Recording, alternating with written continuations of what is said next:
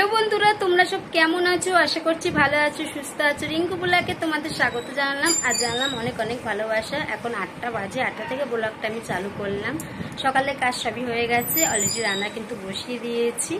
রান্না বসানোর একটা কারণ আছে, সেটা হচ্ছে আমরা একটু বার হব আর যাব কোথায়, সেটা হচ্ছে আমার দিদির বাড়ি যাব। সেখানে যাচ্ছি, এক বলতে পারো দরকারেই যাচ্ছি। দরকারটা কি তোমাদের সেটা শেয়ার করব, তোমরা দেখতে পাবে। তো যাই হোক, রান্নাটা কিন্তু প্রায় হয়ে এসছে। একরকম পথ হয়ে গেছে আর একরকম পথ হচ্ছে, আর ভাতটা অনেকক্ষণ আগেই হয়ে গেছে।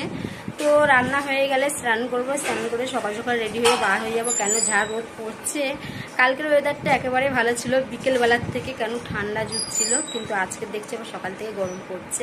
মানে গরম যতদিন থাকবে ততদিন এই কথাগুলোই আমরা বলে যাব, তাই না?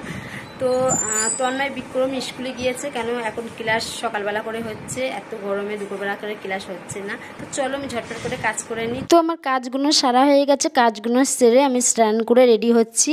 আর ওরা কেউ যাবে না, আমি আর তোমাদের দাদা যাচ্ছি।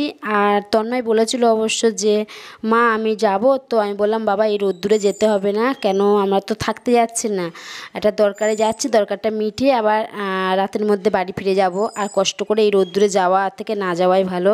আর আজকে কিন্তু প্রচণ্ড পরিমাণে রোদও উঠেছে আর না একটু হাওয়া ছাড়ছে, তো বিশাল গরম লাগছে। তো যাই হোক, তোমাদের দাদা স্নান করছে আর আমি পুরো একেবারে রেডি হয়ে গেছি। এবারে বার হবো। আর টাইমটা এই 11টা সাড়ে 11টা হবে হয়তো। দিদি বারবার ফোন করছে যে এতক্ষণ সময় নিচ্ছিস, একটু সকাল সকাল বেরো এত গরমের মধ্যে। কিন্তু কি করব, সকালে রান্নাবান্না ছিল, সেসব রান্নাবান্নাগুলো সেরেছি, সংসারের কাজ গুছিয়েছি, নিজেরও তো কিছু কাজ থাকে সেগুলো আর কি সাপটেছি। তারপরে হচ্ছে রেডি হচ্ছি। মানে আমাদের কাজ না কোনো সময় শেষ হয় না, জানো তো। কোনো জায়গায় বেরোবার হলে সব জিনিসপত্র গুছিয়ে সমস্ত কাজ গুছিয়ে যেতে গেলে লেট হবে। তো আমি চার্জারটা নিয়ে নিয়েছি ব্যাগে, কেন আমার ফোনে একটুও চার্জ নেই।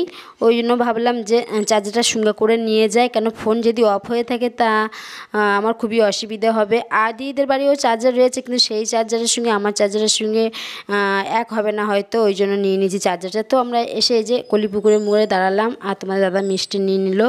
তো যেখানে দাঁড়াচ্ছি সেখানে মনে হচ্ছে যেন 8-5টা মিনিট দাঁড়াই, কেন এত রোদ লাগছে, এত গরম লাগছে, মাথা টাথা সব আগুন হয়ে যাচ্ছে। তো বলতে বলতে কিন্তু দিদিদের বাড়ির রাস্তাটা চলে এসেছি। আরে দেখো এই মন্দিরটা কতটা সুন্দর, এটা হচ্ছে কালী মন্দির।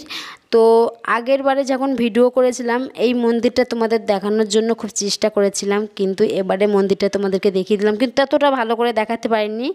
তা যতটা পেরেছি ততটা দেখিয়েছি। আগের বারে যখন ভিডিওটা করেছিলাম এই রাস্তাটা রাতের বেলা না এত সুন্দর লাগছিল, তো এই জন্য ভাবলাম একটু ভিডিও করি, কিন্তু দিনের বেলা বলে না ততটা ভিডিওটা ভালো লাগছে না। আর সেই সময় না কি একটা অনুষ্ঠান ছিল জানো তো, ওই জন্য আর কি বেশি ভালো লাগছিলো লাইটিংয়ে।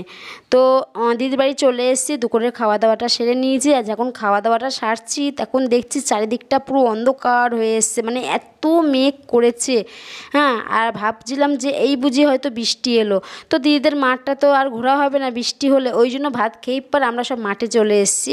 বেশিক্ষণ থাকতে পারিনি মাঠে, দেখো ঝোড়ো হাওয়া ছেড়ে দিয়েছে আর টিপটিপ করে কিন্তু 1 ফোঁটা 2 ফোঁটা অলরেডি বৃষ্টি পড়া আরম্ভ করে দিয়েছে।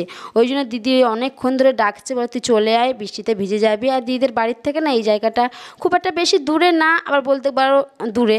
যখন বৃষ্টি পড়া শুরু হয়ে যাবে তখন কিন্তু ভিজে যাবো, মানে দিদির বাড়ি যেতে যেতে। তো দেখো এখানে হাসাহাসি করছে একটা ব্যাপার নিয়ে, সেই ব্যাপারটা তোমাদেরকে আমি চাইলেও বলতে পারবো না। তো আমি রাস্তায় চলে এসেছি আর দেখো এত সুন্দর ওয়েদারটা, ভালো লাগছে, পুরো আকাশটা অন্ধকার মতন লাগছে আর চারিদিকটা যেন হাসাটে হাসাটে ভাব, বেশ ভালো লাগছে। আর ঝোড়ো হাওয়া তো ছাড়ছে আর 2-1 ফোঁটা করে বৃষ্টি পড়া আরম্ভ করেছে, কিন্তু তোমরা বুঝতে পারছো না ততটা। যখন জোরে বৃষ্টি আসবে তখন তোমরা বুঝতে পারবে। তো আমরা এবারে বাড়ি চলে যাচ্ছি ছুটে ছুটে, মানে সবাই ছুটে ছুটে চলে গেছে আর আমি আস্তে আস্তে যাচ্ছি। রাস্তার দিকে তোমরা একটু তাকিয়ে দেখো, বৃষ্টি কিন্তু পড়া আরম্ভ হয়ে গেছে, বড় বড় ফোঁটা পড়ছে। তখন মানে 2-1 ফোঁটা করে ছোটো ছোটো বৃষ্টি পড়ছিল, এখন কিন্তু বড় বড় বৃষ্টি পড়ছে। তো দিদির বাড়ি চলে এসেছি, সেই কিন্তু জোরে বৃষ্টিটা এসে তো আমি একটা হাত বাড়িয়ে দিলাম। অনেক দিন পরে বৃষ্টিটা হচ্ছে আর এত এত গরম পড়েছে আজকে রে, বৃষ্টিটা এসছে বেশ ভালো লাগছে। তারপর দিদিদের ঘরে এসে জানলার সামনে আমি বসে একটু ভিডিও করছি। আর এই বাড়িটা দেখো এমনভাবে বাড়িটা করেছে, সামনের দিক থেকে দেখলে বুঝতে পারবে যে অ্যালবেস্টার দেওয়া রয়েছে, কিন্তু পিছন সাইড থেকে কেউ দেখলে বলবে না যেটা অ্যালবেস্টার দেওয়া রয়েছে এই বাড়িটার মধ্যে। মানে এমন একটা দেখতে লাগছে বাড়িটা। তারপরে এখানে জামা কাপড়, তারপরে গেঞ্জি সব বার করেছে হচ্ছে দিদি আমাকে দেবে বলে, মেজিদের দেবে বলে। তো এখানে বাঁচাবাচি হচ্ছে আর সবাই মিলে গল্প করা হচ্ছে। তো বৃষ্টি কিন্তু অলরেডি হচ্ছে ফাঁকায় পড়ছে। তো আমি এখানে এসেছি একটাই কারণ, সেটা হচ্ছে বলি দিদিদের বাড়ি একটা মিটিং ফেলেছি আমি। তো স্যার আর ম্যাম আসবে, তো ওই জন্যই আর কি মিটিংটা এখানে ফেলার জন্যই আমি এখানে এসেছি। তো বৃষ্টি যেরকম পরিমাণে পড়ছে, বৃষ্টি যদি না থামে কী করে আসবে সেটাই চিন্তা, বৃষ্টিতে আসবে সেটাই চিন্তা হচ্ছে। কিন্তু বৃষ্টি মাথায় করেই এসছে, আসলে যেখানে কথা দেয় সেখানে কিন্তু কথাটা পালন করে তারা। তো যাই হোক, মিটিং হয়ে যাওয়ার পরে আমরা একসঙ্গে বার হয়ে গেছি, ভিজে ভিজে কিন্তু বাড়ি চলে এসেছি। আর আসতে কিন্তু অনেকটা রাত হয়ে গেছে জানো তো।